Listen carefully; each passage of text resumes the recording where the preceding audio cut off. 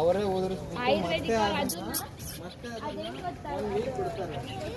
Guys welcome back to my channel. ಅದೆಷ್ಟು ಸಲ route ತೋರಿಸ್ತೀವಿ? ಹೇ ಬಾಯ್ ಮುಚ್ಚೋರು ಗೊತ್ತಾಗ್ಬಾರ್ದಾ? Hello guys welcome back to my YouTube channel. ನಾನು ನಿಮ್ಮ ಪ್ರೀತಿಯ ಪ್ರಿಯಾ ಪುಟ್ಸ್ವಾಮಿ.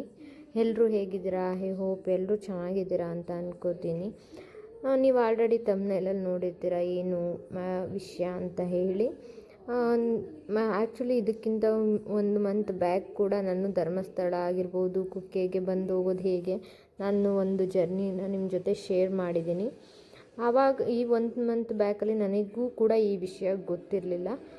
ಬಟ್ ಇವಾಗ ನನಗೆ ಗೊತ್ತಾಗಿದೆ, ನಿಮಗೂ ಕೂಡ ಗೊತ್ತಾಗಲಿ ಅನ್ನೋ ಕಾರಣಕ್ಕೆ ನಾನು ಈ ವಿಡಿಯೋನ ಮಾಡ್ತಾಯಿದ್ದೀನಿ. ಏನಪ್ಪ ಅಂದರೆ ಕುಕ್ಕೆ ಸುಬ್ರಹ್ಮಣ್ಯ ದೇವಸ್ಥಾನದ ಪಕ್ಕದಲ್ಲೇ ಇರುವಂತಹ ಒಂದು 500 ಮೀಟರ್ ದೇವಸ್ಥಾನದಿಂದ ಉತ್ತರಕ್ಕಿದೆ. ಆ ಟೆಂಪಲ್ ಯಾವುದು ಅಂದರೆ ಆದಿ ಸುಬ್ರಹ್ಮಣ್ಯ ದೇವಸ್ಥಾನ. ಇದರ ವಿಶೇಷತೆ ಏನು ಕೆಲವ್ರಿಗೆ ಗೊತ್ತಿದೆ, ಕೆಲವ್ರಿಗೆ ಗೊತ್ತಿಲ್ಲ. ಅದಕ್ಕೋಸ್ಕರ ತಿಳಿಸ್ಕೊಡೋಣ ಅಂತ ವಿಡಿಯೋ ಮಾಡ್ತಾಯಿದ್ದೀನಿ. ದೇವಸ್ಥಾನದಿಂದ ಉತ್ತರಕ್ಕೆ 500 ಮೀಟ್ರ್ ಅಷ್ಟೇ ನಡ್ಕೊಂಡು ಬರ್ಬೋದು. ಒಂದು 5 ಮಿನಿಟ್ಸಲ್ಲೆಲ್ಲ ನಡ್ಕೊಬರ್ಬೋದು. ನನಗೂ ಇದ್ರ ಬಗ್ಗೆ ಗೊತ್ತಿರಲಿಲ್ಲ. ನನ್ನ ಫ್ರೆಂಡು ಈ ಟೈಮ್ ಮತ್ತೆ ನಾನು ಧರ್ಮಸ್ಥಳಕ್ಕೆ ಹೋಗಿದ್ದಾಗ ಕುಕ್ಕೆಗೆ ಮತ್ತೆ ಹೋಗಿದ್ದೆ. ಆವಾಗ ಹೇಳಿದ್ದು ಈ ದೇವಸ್ಥಾನ ಇಲ್ಲಿ ಇದೆ, ಅದು ಸುಬ್ರಹ್ಮಣ್ಯನ ಮೂಲ ಸ್ಥಾನ ಅದು ಅಂತ ಹೇಳಿದ್ರು. ಸೊ ಹಾಗೆ ನೋಡ್ಕೊಂಬರೋಣ ಅಂತ ಹೋಗ್ತಾಯಿದ್ದೀವಿ ನೋಡಿ. ಅಲ್ಲಿಂದ ನಾವು ದೇವಸ್ಥಾನದಿಂದ ಉತ್ತರಕ್ಕಿರುವಂತಹ ದಾರಿಲಾದರೂ ಬರ್ಬೋದು, ಇಲ್ಲ ಪಾರ್ಕಿಂಗ್ಗೆ ಅಂತ ಕೊಟ್ಟಿರ್ತಾರೆ ಈಚೆ ಹೊರಗಡೆ, ಅಲ್ಲಿಂದ ಕೂಡ ಸ್ಟ್ರೈಟಾಗಿ ಬರ್ಬೋದು.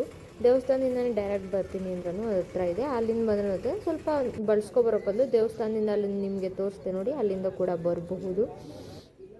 ಇದೇ ನೋಡಿ ಏನು ಕಾಣಿಸ್ತಾ ಇದೆ, ಇದೇನೇ ದೇವಸ್ಥಾನಕ್ಕೆ ಹೋಗುವಂತಹ ದಾರಿ. ಇಲ್ಲಿ ಬ್ರಿಡ್ಜ್ ಥರ ಇದೆ, ಯಾಕೆಂದರೆ ಇಲ್ಲಿ ಇದು ಬಂದು ಕುಮಾರಧಾರ ನದಿ, ದರ್ಪಣ ತೀರ್ಥ ಅಂತ ಕರೀತಾರೆ. ಇದರ ಪುರಾಣ ಕಥೆ ಕೂಡ ತುಂಬಾ ಇದೆ, ಅಷ್ಟಾಗಿ ನನಗೆ ಗೊತ್ತಿಲ್ಲ. ಆದರೆ ಈ ನದಿಯಲ್ಲಿ ಬಂದು ಸ್ನಾನ ಮಾಡೋದು ಆದರೆ ಚರ್ಮ ರೋಗ ಆಗಿರಬಹುದು, ನಮಗೆ ಕೆಲವೊಂದು ತೊಂದರೆಗಳಾಗಿದ್ದರೆ ಅವು ಕೂಡ ಈ ನದಿಯಲ್ಲಿ ಸ್ನಾನ ಮಾಡೋದ್ರಿಂದ ಅದು ಪರಿಹಾರ ಆಗುತ್ತೆ ಅನ್ನೋದು ಇಲ್ಲಿನ ವಿಶೇಷತೆ. ಮತ್ತು ಏನಪ್ಪ ಅಂದರೆ ಈ ದೇವಸ್ಥಾನದಲ್ಲಿ ಅಲ್ಲಿ ಕುಕ್ಕೆದ ದೇವಸ್ಥಾನ ಕೂಡ ಇರ್ಬೋದು, ಇದು ಮೂಲ ದೇವಸ್ಥಾನ. ಇಲ್ಲಿ ಏನು ವಿಶೇಷತೆ ಅಂದರೆ ಈಗಲೂ ಕೂಡ ಸರ್ಪಗಳು ಬಂದು ಓಡಾಡುವಂತಹದ್ದು, ಚಲನೆ ಮಾಡುವಂತಹದ್ದು ಇದೆ. ಭಕ್ತಾದಿಗಳು ಕೂಡ ಇದನ್ನು ನೋಡಿ ಇದ್ದಾರಂತೆ. ಇಲ್ಲೂ ಕೂಡ ತುಂಬ ಪವಾಡಗಳು ಕೂಡ ನಡೆಯುತ್ತೆ ಅಂತ ಹೇಳ್ತಾರೆ. ಇಲ್ಲಿನ ಹಳೆಯ ಪೂಜಾರಿ ಆಗಿರ್ಬೋದು ಅವರೆಲ್ಲ ಹೇಳುವಂಥದ್ದು ಇನ್ನೂ ಕೂಡ ಇದೆ. ಮತ್ತು ಏನಪ್ಪ ಅಂದರೆ ಇದು ದೇವಸ್ಥಾನ ಹೇಗಿದೆ ಅಂದರೆ ಕೇರಳ ಸ್ಟೈಲ್ ಟೆಂಪಲ್ ಥರ ಇದೆ. ಕೇರಳದ ಕಡೆ ಈ ಥರ ಇರುತ್ತೆ, ಆ ಥರ ಟೆಂಪಲ್ ಇದು. ಈ ನೀರಿನಲ್ಲಿ ಕೆಲವೊಬ್ಬರು ಹರಕೆ ಯಾವ ಥರ ಹೊತ್ಕೋತಾರೆ ಅಂದರೆ ಅಲ್ಲಿನ ಕಲ್ಲುಗಳನ್ನು ಇರುತ್ತೆ ಅಲ್ಲ ನೀರಲ್ಲಿ, ಅದೇ ಕಲ್ಲುಗಳನ್ನು ಎತ್ಕೊಂಡು 1 by 1 ಮೇಲ್ಗಡೆ ಜೋಡಿಸೋದು.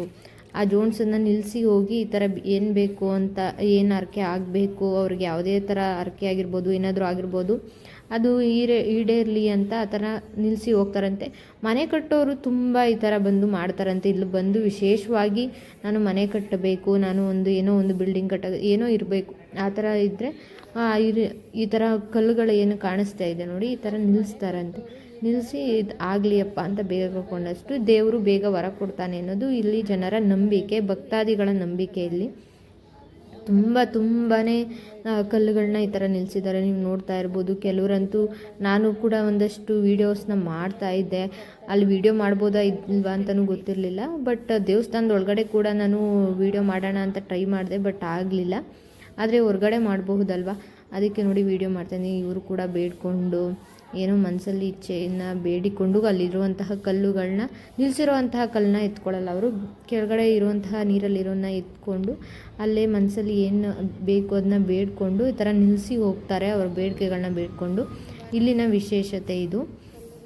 ಮತ್ತು ಇಲ್ಲಿ ನೆಕ್ಸ್ಟು ವರ್ಷಕ್ಕೊಮ್ಮೆ ಈ ದೇವಸ್ಥಾನದಲ್ಲಿ ಒಳಗಡೆ ಹೇಗಿದೆ ದೇವಸ್ಥಾನ ಅಂದರೆ, ಇನ್ನೊಂದೇನೆಂದರೆ ಒಳಗಡೆ ಹೇಗಿದೆ ಟೆಂಪಲ್ ಅಂತ ಹೇಳಿದ್ರೆ, ಅದೇ ವಿಗ್ರಹ ಆಗಿರ್ಬೋದು ಯಾವ ಥರ ಇದೆ ಅಂದರೆ ಉತ್ತದ ರೀತಿ ಇದೆ. ಒಳಗಡೆ ಉತ್ತ ಹೇಗೆ ಇರುತ್ತೆ ನೋಡಿ, ಆ ಥರ ಇದೆ.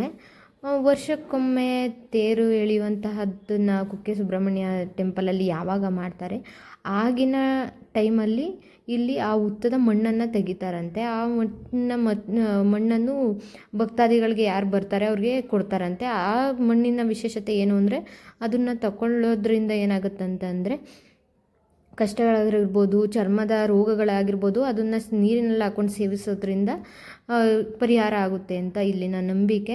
ನನಗೆ ಇಷ್ಟು ಮಾಹಿತಿ ಗೊತ್ತಿದೆ. ನಿಮಗೂ ಏನಾದರೂ ಗೊತ್ತಿದ್ರೆ ನನಗೆ ಕಮೆಂಟ್ ಮೂಲಕ ಮತ್ತು ಇದನ್ನು ನೋಡಿ, ಇದು ಪಕ್ಕದಲ್ಲೇ ದೇವಸ್ಥಾನದ ಪಕ್ಕದಲ್ಲೇ ಇರುವಂತಹ ಪಾರ್ಕ್, ಉದ್ಯಾನವನ ತುಂಬಾ ಪೀಸ್ ಆಗಿದೆ, ನೆಮ್ಮದಿ ಅನಿಸುತ್ತೆ ಈ ಪಾರ್ಕಲ್ಲಿ. ಇದರ ದೇವಸ್ಥಾನಕ್ಕೆ ಬಂದು ಪಾರ್ಕಲ್ಲಿ ಕೂತ್ಕೊಂಡು ಟೈಮ್ನ ಕಳೆಯೋದ್ರಿಂದ, ಸ್ಪೆಂಡ್ ಮಾಡೋದ್ರಿಂದ ಫ್ಯಾಮ್ಲಿ ಜೊತೆ ಅಂತೂ ಬಂದರೆ ಮಕ್ಕಳ ಜೊತೆ ಎಲ್ಲ ತುಂಬ ಚೆನ್ನಾಗಿ ಒಂದಷ್ಟು ಟೈಮ್ನ ನೆಮ್ಮದಿಯಾಗಿ ಕಳೀಬೋದು ಅಂತ ನನ್ನ ಅನಿಸಿಕೆ. ತುಂಬಾ ಚೆನ್ನಾಗಿದೆ ಪಾರ್ಕು. ಎಂಟ್ರೆನ್ಸಲ್ಲಿ ನೋಡಿ ಈ ತರಹ ಸ್ಟ್ಯಾಚ್ಯೂಗಳನ್ನ ಹಾಕಿದ್ದಾರೆ, ಕಾಂತಾರ ಅಂತಹ ಸ್ಟ್ಯಾಚ್ಯೂ. ಮುಂದೆ ನೋಡ್ತಾ ಹೋಗೋಣ ಪಾರ್ಕ್ ಎಲ್ಲ ಹೇಗಿದೆ ಅಂತ.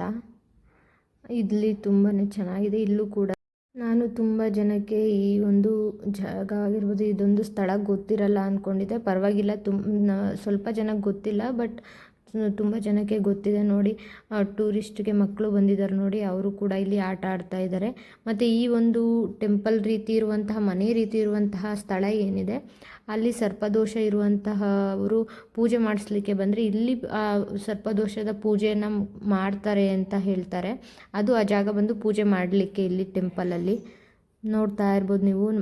ಹೇಗಿದೆ ಪಾರ್ಕ್ ಅಂತ ನೀವು ನೋಡ್ತಾ ಇದ್ದೀರಾ. ಇಲ್ಲಿಗೆ ಬಂದರೆ ಈ ಪಾರ್ಕಿಗೆ ಬರೋದು ಕೂಡ ಮಿಸ್ ಮಾಡಬೇಡಿ. ನೋಡಿ, ಎಲ್ಲರೂ ಫೋಟೋ ತೆಗೆಸ್ಕೊತಿದ್ದಾರೆ ಶಿವನ ಸ್ಟ್ಯಾಚ್ಯೂ ಮುಂದೆ. ಹಾಗೆ ಕೂಡ ಪಾರ್ಕ್ ಕೂಡ ತುಂಬಾ ಚೆನ್ನಾಗಿದೆ. ನೀವು ಈ ಕಡೆ ಸೈಡ್ ಬಂದರೆ ಮಿಸ್ ಮಾಡಬೇಡಿ ಗಾಯ್ಸ್ ಬರೋದನ್ನ. ತುಂಬಾ ಚೆನ್ನಾಗಿದೆ. ಹಾಗೆ ನೋಡ್ತಾ ಬನ್ನಿ ನನ್ನ ಜೊತೆನೇ ನೀವು. ಹೇಗಿದೆ ಟೆಂಪಲ್ ಅಂತ ಆಗಿರಬಹುದು ಅಥವಾ ಪಾರ್ಕ್ ಆಗಿರಬಹುದು ನೋಡಿ. ಹಾಗೆ ಈ ಒಂದು ನೀರು ತುಂಬಾ ಜಾಸ್ತಿ ಇತ್ತು, ಮೊದಲು ತುಂಬಾ ಜಾಸ್ತಿ ಇತ್ತಂತೆ. ಈಗ ನೀರು ಇಲ್ಲದೇ ಇರೋ ಕಾರಣ ಇಷ್ಟೇ ನೀರಿರೋದು, ತುಂಬ ಜಾಸ್ತಿ ಹರಿಯುತ್ತಿಲ್ಲ. ಇಷ್ಟೇ ನೀರು ಹರಿತಿರೋದಿಲ್ಲಿ, ಬಹಳ ಕಡಿಮೆ ನೀರಿದೆ. ಮೊದಲೆಲ್ಲ ತುಂಬಾ ಜಾಸ್ತಿ ನೀರಿತ್ತಂತೆ.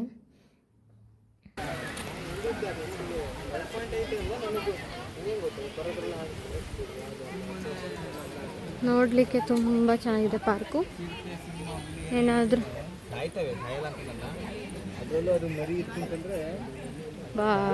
ಸಖತ್ತಾಗಿದೆ ಪ್ಲೇಸು. ಹೇಳ್ತಿದ್ದೀನಿ, ಬಂದರೆ ಮಿಸ್ ಮಾಡಬೇಡಿ, ಬಂದು ವಿಸಿಟ್ ಮಾಡಿ. ಒಂದು ಫ್ಯಾಮಿಲಿ ಜೊತೆ ಬಂದಂತೂ ಒಂದು ಟೈಮ್ನ ಗುಡ್ ಟೈಮ್ ಸ್ಪೆಂಡ್ ಮಾಡೋಕ್ಕೆ ಒಳ್ಳೆ ಜಾಗ ಅಂತ ಹೇಳ್ಬೋದು. ನೋಡಿ, ಎಲ್ಲರೂ ಫೋಟೋಶೂಟನ್ನು ಮಾಡಿಸ್ಕೊತಿದ್ದಾರೆ. ಹೀಗಿದೆ ಟೆಂಪಲ್ಲು. ನನಗೂ ಇಷ್ಟ ಆಗಿದೆ. ಯಾಕೆ ಮಕ್ಕಳು ಆಟ ಆಡಬೇಕು ಅಂತಿದ್ರೆ ಇಲ್ಲಿ ಬಂದು ಆಟ ಆಡೋಕ್ಕೂ ತುಂಬ ಪ್ಲೇಸಸ್ ಇದೆ. ಪ್ಲೇ ಗ್ರೌಂಡ್ ಥರನೇ ಇದೆ ನೋಡಿ, ಆಟ ಆಡ್ಬೋದು ಮಕ್ಕಳು ಕೂಡ.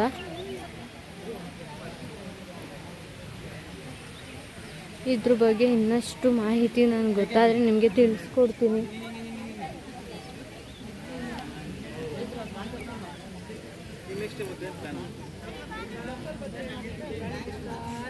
ನೋಡಿ, ಗೇಮ್ ಆಡೋಕ್ಕೆ ಒಳಗಡೆ ಏನಿದೆ ಅಂತ ಅದು ಗೊತ್ತಿಲ್ಲ. ಸದ್ಯಕ್ಕೆ ಇಷ್ಟು ಮಾತ್ರ ನನ್ನ ಕೈಲಿ ತಿಳಿಸ್ಕೊಳಕ್ಕಾಗಿದೆ.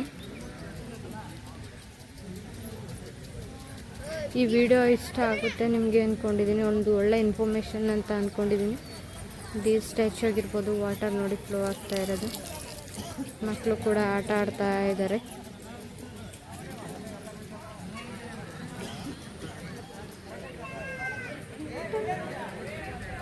ತುಂಬ ಚೆನ್ನಾಗಿದೆ ಎಲ್ಲ ನೋಡಲಿಕ್ಕೆ. ಈ ಒಂದು ಬ್ಲಾಗ್ ಇಷ್ಟ ಆಗಿರುತ್ತೆ.